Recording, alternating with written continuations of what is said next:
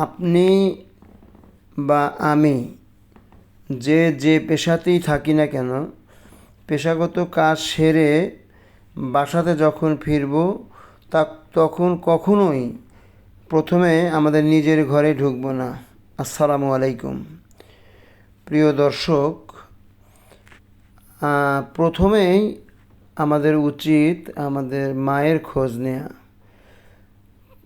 মার যখন বৃদ্ধ হয়ে যায় তখন তো সে শিশু হয়ে যায়, তখন মার খবর নেওয়া উচিত।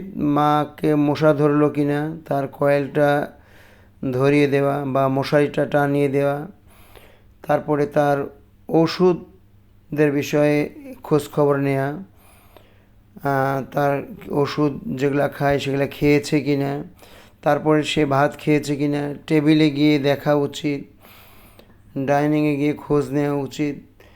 এগুলো কিন্তু আপনার স্ত্রী কিন্তু সব খবর রাখবে না। তারপরে ধরেন সে শুয়ে আছে বা শুয়ে পড়েছে, ঘুমিয়ে যাবে এখন, আপনি দুই একটা ফল নিয়ে মাকে আপনি খাওয়ালেন, এটা আপনার কর্তব্য। এই যে কাজগুলা, এই কাজগুলা কিন্তু আপনার আমার কিন্তু অবশ্যই করা দরকার, কারণ তাকে ভালোবাসবে কে? তার যে ভালোবাসার মানুষ সে তো আর নাই।